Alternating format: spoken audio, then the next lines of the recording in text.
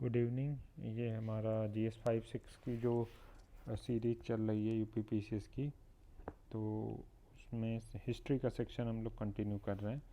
ठीक है, उसमें नंबर 1 क्वेश्चन, ये लास्ट ईयर क्वेश्चन आया था, analyse achievement of Baba Ramchandra as a peasant leader. ठीक है, तो इनके बारे में हम थोड़ा सा जान लेंगे। तो कोई भी लीडर अगर पूछा जाता है एग्ज़ाम में, उसका कंट्रीब्यूशन पूछा जाता है, तो आप उसको आराम से बता सकते हैं।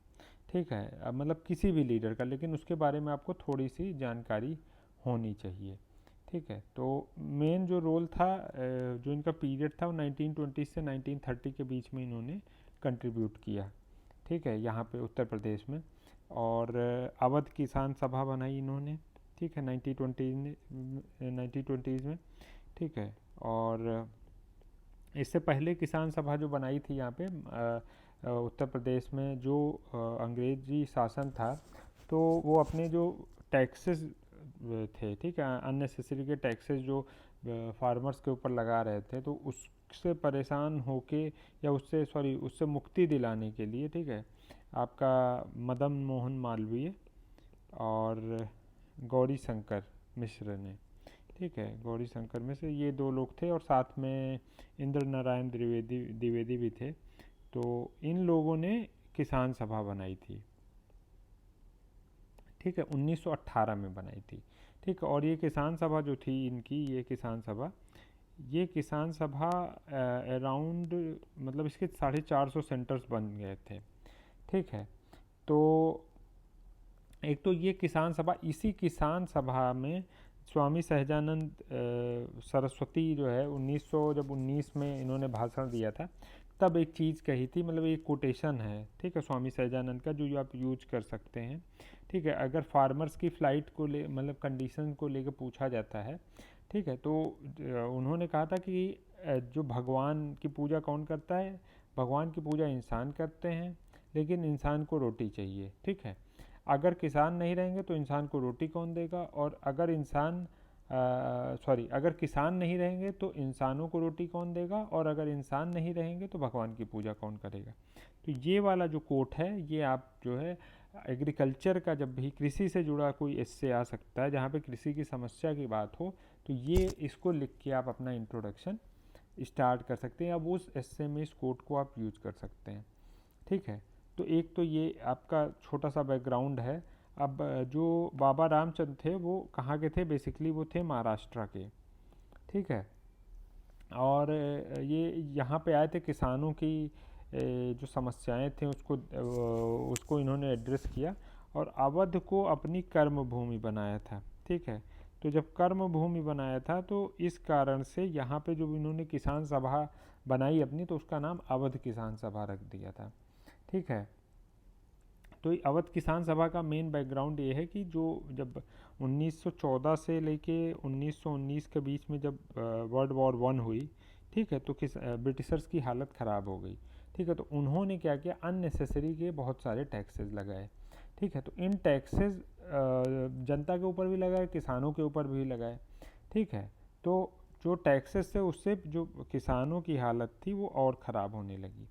ठीक है, तो एक तो ये है आपका किसानों की इस समस्या को मद्देनज़र रखते हुए, मतलब जो ऑब्जेक्टिव था, एक तो एक्सप्लॉयटेशन बाय ब्रिटिशर्स। अगर पूछा जाता है कभी अवध किसान सभा से लेके क्वेश्चन, तो वहाँ पे क्या ऑब्जेक्टिव था, तो आप, एक तो ये था ऑब्जेक्टिव, ठीक है, एक्सप्लॉयटेशन बाय ब्रिटिशर। दूसरा क्या था, एक्सप्लॉयटेशन बाय, ये पिछला भी क्वेश्चन मैंने जब प्रेजेंट वाला कराया था लास्ट वीडियो में, वहाँ पे बताया था कि जो जमींदार और तालुकेदार, ठीक है, जो मिडिलमैन था, जो ज़मींदार थे, वो क्या करते थे, किसानों से, मतलब टैक्स के अलावा, ठीक है, बहुत सारी चीज़ें, मतलब बहुत सारे तरीक़ों से टैक्स जो है लेते थे। जैसे कभी कोई मर गया तो वहाँ पे कुछ ले लिया, ठीक है, इसके अलावा शादी हो रही है तो वहाँ पे उनके परिवार में कोई फंक्शन है, तो वहाँ पे किसी न किसी तरीके का किसानों से वो किसी न किसी तरीके से, मतलब किसी न किसी बहाने से वो कर जो है किसानों के ऊपर कई तरीके के, इस तरीके के कर वो लगाते थे। ठीक है, तो ये आपके दो रीजन थे जिसके कारण आपका अवध किसान सभा की स्थापना जो है बाबा रामचंद्र ने की थी। ठीक है, और ये अलग संगठन था किसान सभा से, ठीक है। तो एक तो ये पार्ट हो गया। दूसरा इसमें मेन ये है कि ये जो किसान सभा थी, ये जो मुख्यतः थी ये कहाँ कहाँ, एक तो बरेली, ठीक है, दूसरा फैजाबाद, ठीक है, और तीसरा प्रतापगढ़, मतलब इस सब रीजन में ये ज़्यादा, अवध रीजन है तो अवध रीजन के जो भी डिस्ट्रिक्ट्स हैं तो वहाँ पे अवध रीजन के जो डिस्ट्रिक्ट्स हैं वहाँ पे ही ज़्यादा इसका प्रभाव था, ठीक है। एक तो ये था। दूसरा इनके जो तरीके थे ना, बोला जाता है बहुत ही ओजस्वी मतलब भाषण देते थे, ठीक है, तो उससे किसान इनसे बहुत जल्दी प्रभावित हो जाते थे, ठीक है। तो जब किसान प्रभावित हो जाते थे इसीलिए इनका आंदोलन बहुत कम समय में, ठीक है, बहुत एक उसने बड़ा रूप धारण कर लिया, ठीक है, अवध किसान आंदोलन ने, ठीक है। तो एक तो ये पार्ट हो गया आपका, ठीक है, इससे जुड़ा हुआ, ठीक। इसके बाद इसमें जो इसके आगे का कॉन्सिक्वेंस है ये एक तरीके से कि जब भी कोई मूवमेंट एक साइज से बड़ा हो जाता है, ठीक है, जब उसमें नंबर ऑफ मेंबर्स, ठीक है, या साइज ऑफ मूवमेंट जो है वो बढ़ जाती है तो वो क्या होने लगता है, अनकंट्रोल्ड होने लगता है, ठीक है। और इसकी बात सबको पता है, गांधी जी ने भी इस चीज़ को लेकर कई बार अपने भाषण में ये बात कही थी कि जो कोई भी आंदोलन है उसको जितना महत्वपूर्ण उसको बनाना है उससे ज़्यादा महत्वपूर्ण उसको उसमें लोगों को जोड़ के रखना है, ठीक है। तो ये आंदोलन क्या हुआ कि एक जब संख्या बढ़ने लगी तो बाद में क्या होने लगा, किसान जो थे वो अनकंट्रोल्ड होने लगे। तो जब अनकंट्रोल्ड होने लगे तो उन्होंने क्या किया, लूटपाट और इस तरीके की चीज़ें, ठीक है, तो वो वायलेंस की तरफ डाइवर्ट हो गए, ठीक है। तो ये वायलेंस की तरफ जब डाइवर्ट हो गए तो किस तरीके का पीनल एक्शन हो गया, ठीक है। तो ये पॉइंट है इसमें जो इनका मूवमेंट से जुड़ा हुआ मैंने बताया, लेकिन ये इन्फॉर्मेशन के लिए बताया है, इसको लिखने का, क्वेश्चन को लिखने का तरीका अलग ही रहेगा, ठीक है। जो इस पॉइंट में बताऊंगा कोई भी अगर प्रेजेंट लीडर का आता है तो आपको बस उसी स्ट्रक्चर में को फॉलो करना है और लिखना है आंसर, ठीक है। तो ये ब्रॉडली था। बाकी नेहरू ने भी इनकी काफ़ी तारीफ़ की थी, ठीक है, और नेहरू की जो ऑटोबायोग्राफी है उसमें भी इनके लिए 2 पेज लिखे गए। हालांकि बाद में पंडित नेहरू ने इनके ऊपर जो है स्वार्थी वार्थी होने का आरोप लगाया, खैर वो सब अलग चीज़ है, लेकिन जो ये मेन पॉइंट है ये इनके पीछे की हिस्ट्री है। अब इसमें इंट्रोडक्शन सिंपल, आप ये 2 पैरा इंट्रो के सेम हो गए हैं। इसमें Baba Ramchandra known as Baba Naik, prominent president Indian state में during early 19 his contribution achievement, ठीक है। तो इंट्रोडक्शन में कुछ खास है नहीं। एनालिसिस में सबसे बड़ी चीज़ क्या है, ऑर्गेनाइजेशनल लीडरशिप, तो सिंपल चीज़ है, इस्टेब्लिशमेंट ऑफ किसान सभा है। कोई भी ऑर्गेनाइजेशन इस तरीके की बनाई है और इस ऑर्गेनाइजेशन ने क्या किया, एक प्लेटफॉर्म प्रोवाइड किया farmers to voice their concern strategically negotiate with the authority, एक ये हो गया। दूसरा क्या है, इन्होंने लैंड रिफॉर्म्स, ऑब्वियसली मैंने बताया जो जमींदारी प्रथा थी यहाँ की, ठीक है, तो वो एक्सप्लॉयटेटिव नेचर की थी, उसके अगेंस्ट इन्होंने आवाज़ उठाई, ठीक है, ये हो गया। इसके अलावा एक्सप्लॉयटेशन होता था उसके अगेंस्ट, एक्सप्लॉयटेशन इसी जो लैंड रिफॉर्म्स के जो कॉन्सिक्वेंसेज हैं या फिर जो इसमें जो टूल्स दिए गए थे जिसके थ्रू आपका जो ज़मींदार है वो भी एक्सप्लॉयट करते थे और जो आपके ब्रिटिशर्स थे वो भी एक्सप्लॉयट करते थे, तो उसके अगेंस्ट इन्होंने आवाज़ उठाई, ठीक है। तो एक तो ये पार्ट हो गया। इसके अलावा स्ट्रेटेजिक अलाइंस क्रिएट किया, किससे, जो आपके जो नेशनल पार्टीज़ थी, ठीक है, उस समय, तो उनके जो लीडर्स थे उनसे कोलैब किया और दोनों मूवमेंट को अलाइन करने की कोशिश की, ठीक है, जिससे जो नेशनलिस्ट मूवमेंट है, ठीक है, और पीजेंट मूवमेंट है, इन दोनों मूवमेंट को, नेशनल मूवमेंट, पीजेंट मूवमेंट, इन दोनों को मिलाया जा सके तो डबल बेनिफिट हो, ठीक है। हमारा जो फ्रीडम स्ट्रगल का मूवमेंट है वो भी सक्सेसफुल हो और हमारे जो पेरेंट्स के राइट हैं, ठीक है, वो भी एड्रेस हो पाएँ, ठीक। तो ये अल्टीमेटली इसके लिए इन्होंने क्या किया, जो नेशनल लेवल पे लीडर्स थे जैसे कांग्रेस के लीडर थे, ठीक है, तो उन लीडर्स के साथ एक तरीके से नेगोशिएशन या फिर डिस्कशन और ये सब चीज़ें ये करते रहते थे, ठीक है, और नेहरू वाला पॉइंट मैंने आपको बताया ही। इसके अलावा एजुकेशनल एम्पावरमेंट रूरल कम्युनिटीज़ के लिए, ठीक है, जिससे जो प्रेजेंट पॉपुलेशन है वो एजुकेट भी हो सके थोड़ी सी और एम्पावर हो सके, ठीक है। तो ये मेनली इतने पॉइंट हैं यहाँ पे। और एग्रेरियन रिफॉर्म के ये इसीलिए फाउंडर माने जाते हैं। तो ये इस तरीके, अगर ये क्वेश्चन आपका, ठीक है, स्वामी सहजानंद को लेके आ जाएगा, ठीक है, हालांकि स्वामी सहजानंद तो सब लोग पढ़ लेते हैं, ठीक है, तो स्वामी सहजानंद को इसी स्ट्रक्चर में आप लिखिएगा। ऑर्गेनाइजेशनल लीडरशिप, तो जो उन्होंने ऑर्गेनाइजेशन में ऑल इंडिया किसान सभा बना दी। Mobilising advocacy for land reforms, तो पता ही है 1921 में, फिर 1936 में वो पार्ट आ जाएगा।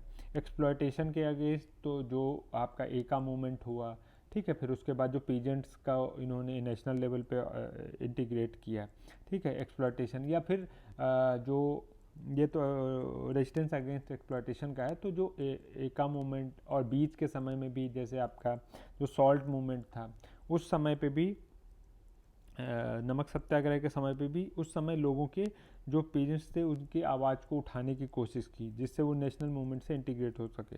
सेम स्ट्रेटेजिक अलायंस का पॉइंट वहाँ भी यूज हो जाएगा आपका, ठीक है। इसके अलावा एम्पावरमेंट का काम किया ही किया, ठीक है। अगर as a present leader exam आता है क्वेश्चन सहजानंद के बारे में लिखने के लिए, स्वामी सहजानंद के बारे में, ठीक है, ये नहीं कि आप स्वामी सहजानंद के बारे में आए प्रेजेंट में तो आप उसमें फोकस करने लगे, क्विट इंडिया मूवमेंट बता रहे हैं, नॉन कॉपरेशन बता रहे हैं, सिविल डिसोबीडियंस बता रहे हैं, तो वो नहीं चाहिए उसमें, ठीक है। तो इसलिए ये स्ट्रक्चर जो मैंने बताया है, इसको आप कहीं भी नोट कर लीजिए, ये हमेशा काम आएगा। कोई भी पीजेंट लीडर आता है, ठीक है, जो किसानों से जुड़ा नेता है, उसने किस तरीके से कंट्रीब्यूट किया, ये स्ट्रक्चर फॉलो करिए, ये स्ट्रक्चर को दिमाग में रखिए, आपके पॉइंट ऑटोमेटिक आपको रिकलेक्ट हो जाएंगे, ठीक है। ये इसका हिंदी ट्रांसलेशन है, तो कोई दिक्कत नहीं है। अगला क्वेश्चन है, throw light on the contribution of warrior from the Uttar Pradesh 1857 freedom struggle. तो ये क्वेश्चन तो वैसे मेरे ख्याल से जल्दी जनरली आता ही है सबको, क्योंकि प्रीलिम्स में हम लोग पढ़ते ही हैं कि और प्रीलिम्स में हम तो पढ़ते ही हैं ये सब कि कौन था, रानी लक्ष्मीबाई हैं, बख्त खान हैं, नाना साहिब हैं, तात्या तोपे हैं, इसके अलावा बेगम हजरत महल हैं, ठीक है, और मंगल पांडे हैं, देन खान बहादुर खान हैं, फिर उसका लियाकत अली हो गए, अहमदुल्ला हो गए, अजीमुल्ला हो गए, ठीक है, यहाँ तक तो सब मोस्टली लोग पढ़ते हैं, ठीक है। तो इसलिए हमको ध्यान रखना है कि थ्रू कंट्रीब्यूशन ऑफ वैल्यू, तो ये बड़े बड़े जो कंट्रीब्यूटर हैं एक तरीके से, ठीक है, जैसे बख्त खान है, ठीक है, तो सबसे इनका तो आप ये कह सकते हैं कि सबसे मेन रोल है, क्योंकि इन्होंने क्या किया, जो है कमांडर ऑफ इन चीफ इनको बनाया गया, तो सबसे मेन रोल इनका वहाँ पे है। इसके बाद नाना साहिब, तात्या तोपे, ये तो कानपुर में इनका इन्फ्लुएंस ज़्यादा रहा, ठीक है। इसके अलावा नाना साहिब तो आपके पेशवा बाजीराव के जो है एडॉप्टेड सन थे, ठीक है, जिनको यहाँ पे आप पढ़े, जब मराठा पढ़ते हैं तो उनको बताया जो थर्ड मराठा वॉर थी उसके बाद इनको कानपुर में भेज दिया जाता है, ठीक है, पेशवा बना के, और कुछ जो पेंशन वेंशन जो दी जाती है वो देते हैं। तो ये कानपुर में जो इन्होंने एक तरीके से मूवमेंट को संभाला, ठीक है। इन्होंने क्या संभाला, इनसे ज़्यादा रोल तो था तात्या तोपे। तो तात्या तोपे जो हैं ये बहुत ज़्यादा, इनका बहुत नाम है, ठीक है, इनका जो कंट्रीब्यूशन है, और ये कहा जाता है ये बहुत ही बहादुर थे, ठीक है। तो इनको तो बाद में धोखे से, जो ग्वालियर सिंधिया के ग्वालियर जो सिंधिया जो ग्वालियर वाले थे उन्होंने इनको पकड़ा दिया, वरना ये कहा था बहुत, एक तो इंटेलिजेंट भी थे ये और ब्रेव भी थे, ठीक है। तो इस कारण से मतलब ये ब्रिटिशर्स जो थे उनसे एक कदम आगे ही रहते थे, इसीलिए इनको पकड़ा नहीं जा सका था, ठीक है। खैर ये तो बालक के बाद तो एक तात्या तोपे हो गए। उसके बाद आपका बेगम हजरत महल है, तो इनका तो अवध में आप लिख ही सकते हैं, अवध में इनका प्रेजेंस था ज़्यादा, ठीक है। और इसके बाद रानी लक्ष्मीबाई है, इनके बारे में तो कुछ बताना ही नहीं है, तो सबको पता है। मंगल पांडे, इनके बारे में भी सबको पता ही है, 34th रेजिमेंट के सिपाही थे और इन्होंने शुरुआत की, ठीक है। तो जनरली कोई भी पूछा जाए, मतलब किसी ने, तो भक्त खान, तो एक तो उनकी लोकेशन क्या थी, ठीक है, और दूसरा उनका कंट्रीब्यूशन क्या था, बस ये 2 पॉइंट चाहिए किसी के भी बारे में, चाहे नाना साहब हों, तात्या तोपे हों, बेगम हजरत महल और रानी लक्ष्मीबाई, सबके बारे में तो 2 पॉइंट, एक तो कहाँ पे थे तो झांसी थे, और जो कंट्रीब्यूशन है तो आप बता ही सकते हैं जो कंट्रीब्यूशन है। ठीक है, सबने जो है ब्रेवरी का मतलब एक ब्रेवरी का मतलब एक सबने एक मार्क ही सेट किया है। ठीक है, तो मेनली वही है। बाकी अगर आसपास के एरियाज़ में कुछ इन्फ्लुएंस किया है तो वो पॉइंट उसी में क्लब कर देंगे आप। ठीक है, खान बहादुर खान हो गए, और revolt to over the administration of Bareilly after escape to Nepal. ठीक है, with the help of Nepalis. ठीक है, लियाकत अली हैं। ठीक है, प्रयागराज में इन्होंने मोर्चा संभाला हुआ था, और इनको जो है मुंबई भेज दिया गया था पकड़ने, कर्नल नील ने इनको पकड़ा था। इसके अलावा अहमदुल्ला हैं, तो ये अवध में थे।